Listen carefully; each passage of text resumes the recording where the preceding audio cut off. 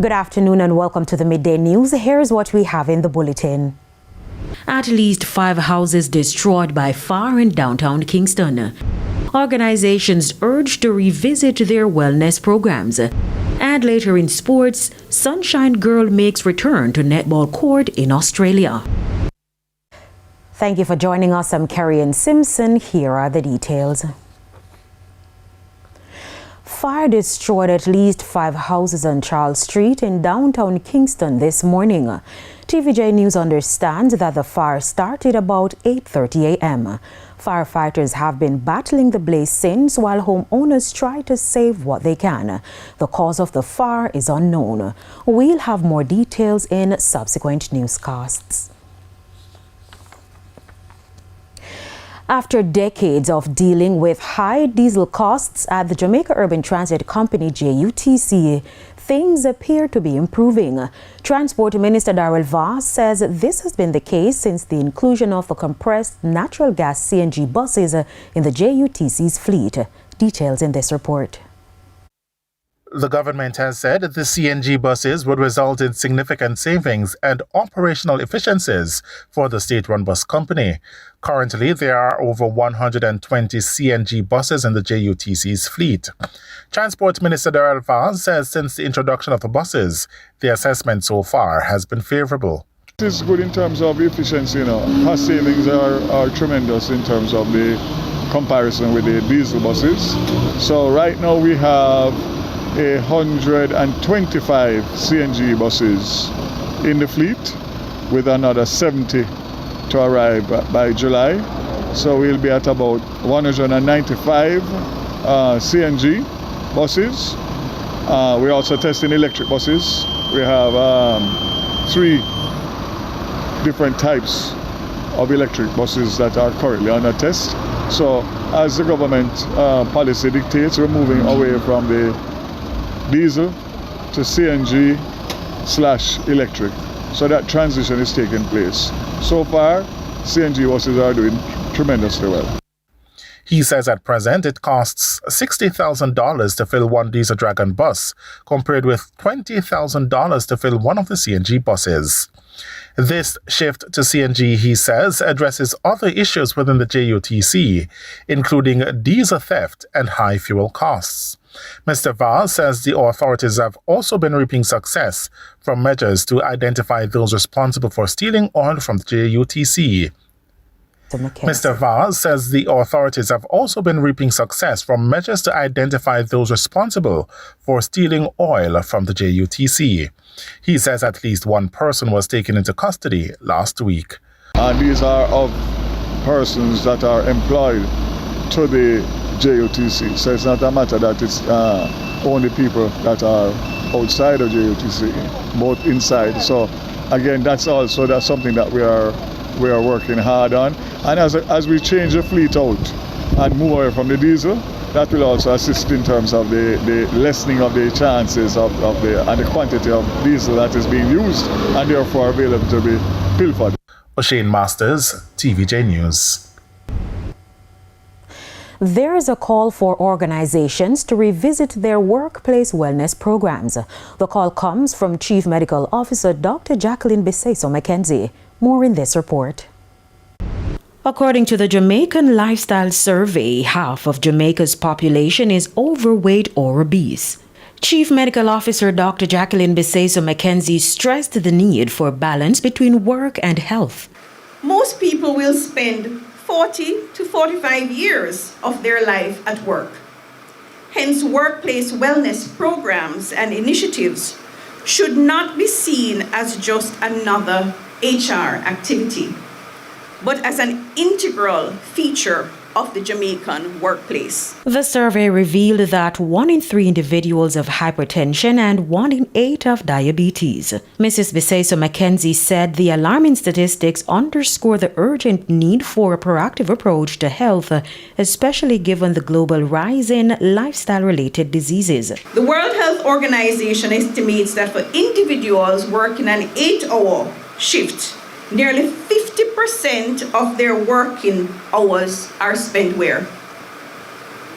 At work. This makes the workplace a critical setting to start taking steps towards improving our health. It is why, for its part, the ministry is working towards the development of a workplace policy with the aim of ensuring that all organizations will incorporate wellness as part of their mandate to reduce NCD risks and enhance quality of life. The fact is that we cannot wait until people become sick and present to us in the health facilities. We have to reach them in the settings in which they are, and one of those is the workplace. In response to the pressing need to enhance employee well-being, the Ministry of Health is proud to announce the upcoming launch of the Jamaica Moves Corporate Wellness Challenge. This initiative will foster friendly competition among workplaces to promote increased physical activity, healthier eating habits, regular annual health screenings. To look at your workplace wellness program. Engage your health department to help you. I encourage you to participate in the Corporate Wellness Challenge. Any business place can indicate an interest to participate. Your employees will benefit, your company will benefit, their families will benefit, the country will benefit. The Southern Regional Health Authority is expressing concern about the increasing number of renal failure cases, particularly among young people. It is why the public is being urged to take better care of their health. Shamila Pullen reports. Over 200 people are currently on a waiting list for kidney treatment within the Southern Regional Health Authority, which covers the parishes of Clarendon, Manchester and St. Elizabeth. SRAH Director Michael Bent has raised concerns over the growing number of younger individuals affected by kidney disease. Stick to your medication. The vast majority of the persons we have ended up wanting to be treated at the dialysis unit are persons who are non-compliant. So you go to the doctor and the doctor give you your medication. Don't say, okay, you're not feeling any pain in my head back. You're not feeling whatever it is. Take your medication as prescribed. Right? I don't want us to send the message out to persons. The health minister says diabetes, hypertension, stroke, heart disease and cancer are among the leading causes. It says currently 7 out of every 10 deaths are attributed to non-communicable diseases. These are our mothers, our fathers, our siblings, our neighbors, our co-workers, our classmates, our friends. Many of these illnesses are driven by preventable risk factors. So we have poor diet, tobacco use, harmful alcohol use, but another big one is physical inactivity. And physical activity is really the most affordable, accessible tool, and it's very effective in the fight against NCDs. These diseases continue to place a significant emotional burden on families. A lot of persons, they have lost their job when they come down with the disease because they are unable to work or their workplace cannot afford to give them the time off to come for dialysis. In order to have dialysis in Jamaica, proper dialysis, you need at least 2 times. It should be 3 times worldwide, that's what they do. But in Jamaica, we can only afford to give 2 times per week. Some persons only 1 time they can afford for the persons who have to pay. They were speaking at the media launch of a 5K event for May 4, which aims to raise awareness about non-communicable diseases. Shamila Pullen, TVJ News.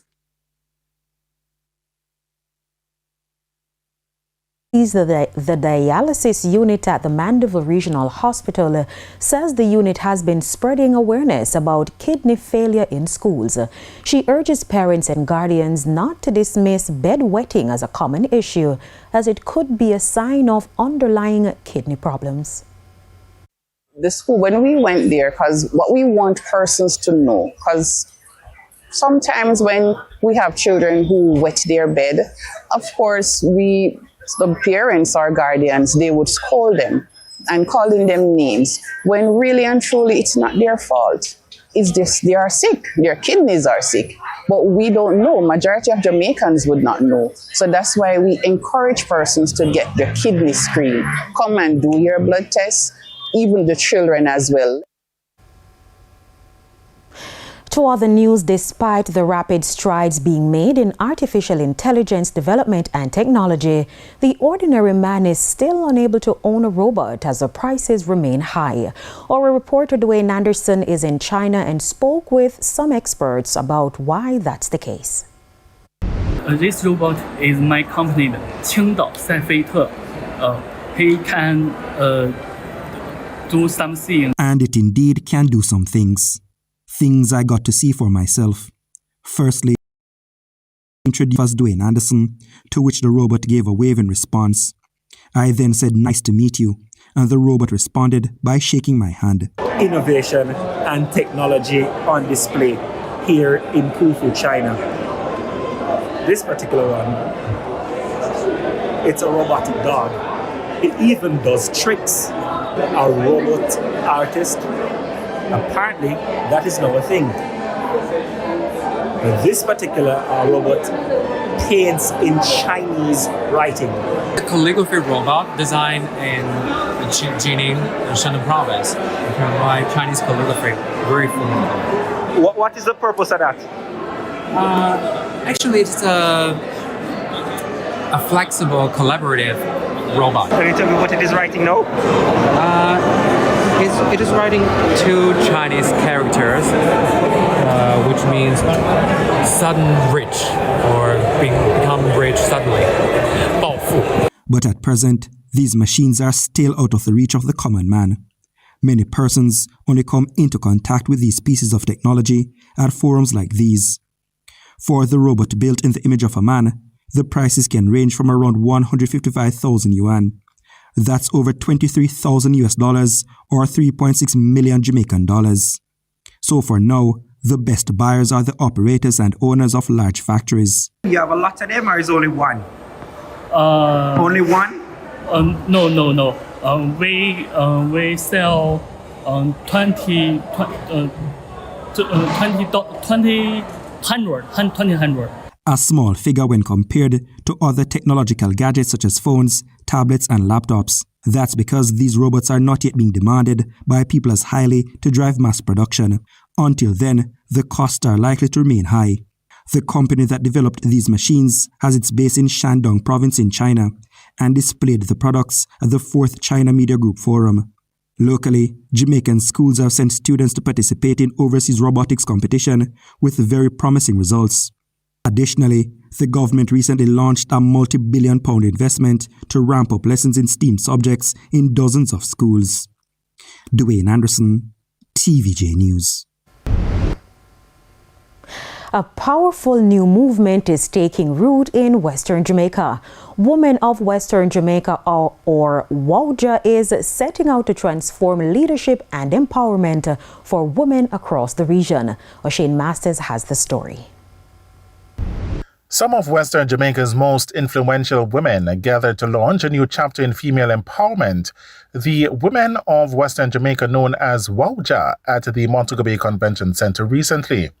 Sagicor Bank's CEO, Chauvel Johnson, praised Jamaica's global standing in female leadership, but said that the work isn't over. Jamaica stands out globally for its high proportion of women in leadership positions and women who run businesses. We top the global list for female leadership with, I call it 60% because it's 59.3%. That's a real big deal.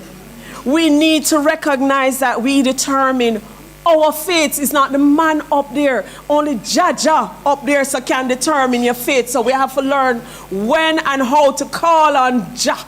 Johnson called on women to break stereotypes, urging them to unite, support each other, and lead boldly.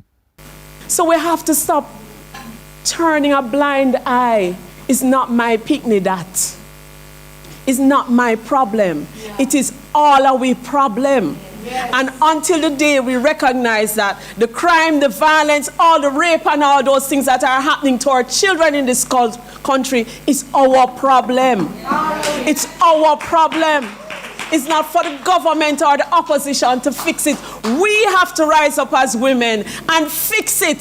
The CEO challenged the group to be a beacon across the island, comparing their leadership to the guiding light of a North Star. So when we unite, when we are determined, as you are today, the light that will be permeated, the light that will be radiated, will be seen and felt all across Western Jamaica. But I go further.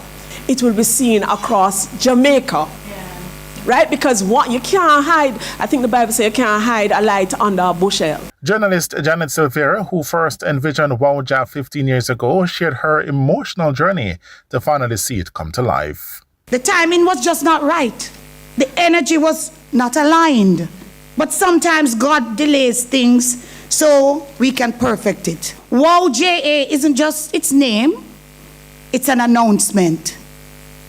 It's a declaration. It says, here we are, we're ready, and we're about to shake things up in the best possible way. WOWA is a sisterhood built on mentorship, empowerment, and shared success. O'Shane Masters, TVJ News. It's time for a break. Stay with us, more stories when we return.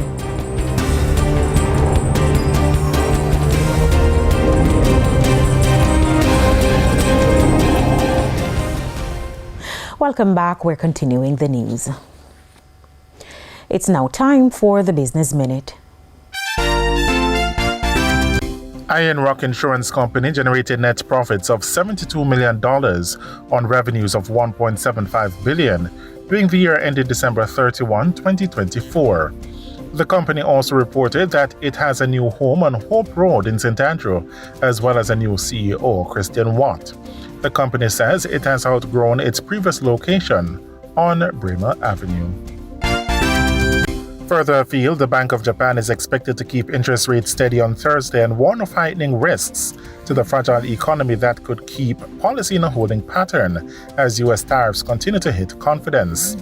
Speaking after a meeting with counterparts from G20 major economies, BOJ Governor Kazuo Ueda said the BOJ will continue to raise interest rates on condition the economy sustains a moderate recovery and keeps underlying inflation on track to hit its 2% target. While the Bank of Japan is set to downgrade its growth forecasts, it is expected to signal that risks from high U.S. tariffs won't derail wages and price hikes seen as crucial for further rate increases. For the Business Minute, I'm O'Shane Masters. Time now for the top stories from around the world. In the region, more than 1 million voters in Trinidad and Tobago went to the polls on Monday to elect a new government. Official and unofficial polls have suggested that the outcome is too close to call. There are 161 candidates and 17 political parties contesting the 41 seats in the parliament. The race is between the incumbent People's National Movement (PNM) and the main opposition United National Congress (UNC). Further afield, Canadians are also casting their ballots in a pivotal election that has been completely transformed by U.S. President Donald Trump. The Conservatives appeared certain to win any contest by a landslide at the start of the year, until Trump's tariffs and barbs about making Canada the 51st state upended the country's politics and injected fresh life into Mark Carney's Liberal Party. The final polls suggest the Liberals are slightly ahead, although the race has tightened in the past week, and the Conservative leader says his party can win. And we head to a quick break. When we come back, we'll have your midday sports report.